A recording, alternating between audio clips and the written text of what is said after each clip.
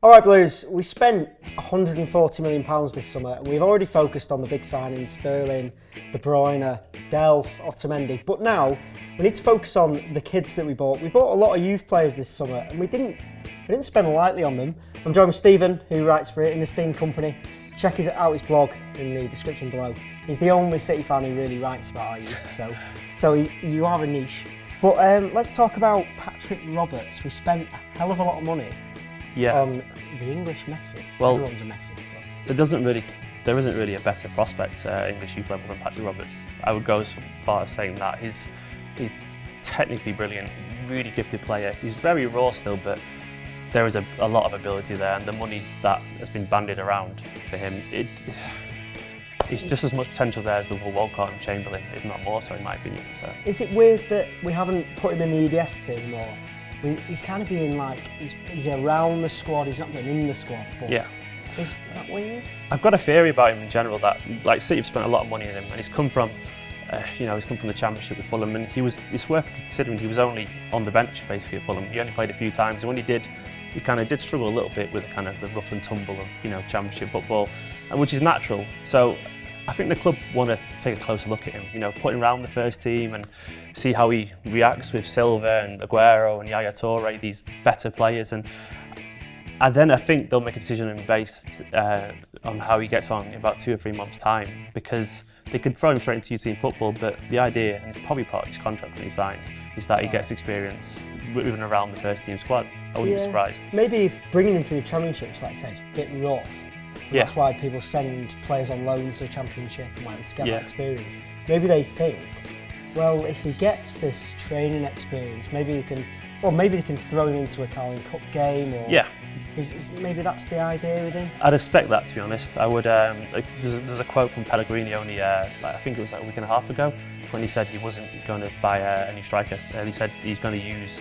He said there's a space for one youth player in terms of to be involved regularly, and I don't think it's definitively one or the other, but I think they'll have one in mind at a time. And he mentioned Kalichi and Patrick Roberts, so I would expect him to be used and at least be on the bench, which he already has been, obviously. Yeah. And come the Carling Cup time, I'd expect to be around the first team. I think it was a shame, wasn't it, in that Watford game. He was on the bench, and everyone thought, do you know what, if you go 3-0 up, because I think at 2-0, Pellegrini went, you know what, it's been a bit of a tough ride. Yeah, you can see it happening. If that had got to 3, maybe he would have got a run out. But I was there watching the game at the sideline and see Kalichi like, come on, put the ball out. But it would have, if it'd been a lot easier early on, and say we'd bagged a few in the first half or whatever, I think we would have seen maybe 2, maybe Maffeo, possibly Patrick Roberts, but And then Enes Ünal came out of absolutely nowhere. He scored 1 million goals for Bursaspor in the youth team. 1,000,002, wasn't it? I think something like that. Yeah. But he scored about 2 a game, didn't he, in their youth level? Which,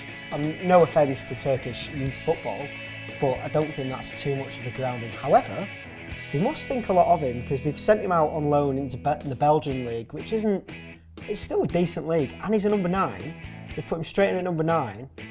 Is he?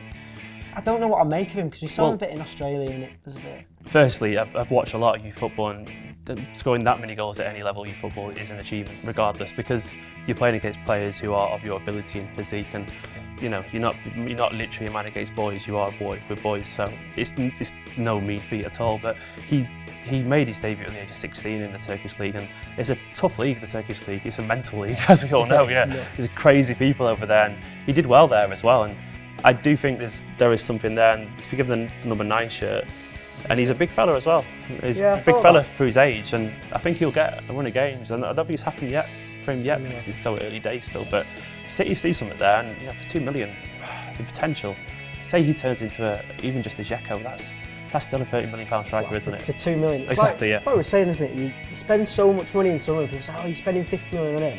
It's these kind of signings where in 10 years' time, though, you can say, for £2 million, this guy scored 50 goals for City, moved on. Well, say he scores even just 12 to 13 goals for Genk, and then the next season he scores 18. that probably won't make it a City, but that'll get you £5-6 million, and and all of a sudden that investment, and you've got to think about it from the player's perspective. That's still his career, and that's still an improvement in his career. So, and that's a good selling point for the academy too. To be able to forward these players on in their progression, not just make it at Man City, but make it as a professional footballer. And it's money. Exactly. Money talks. And then we've signed a couple of others: Alex Garcia from Villarreal, David Paula. Yeah.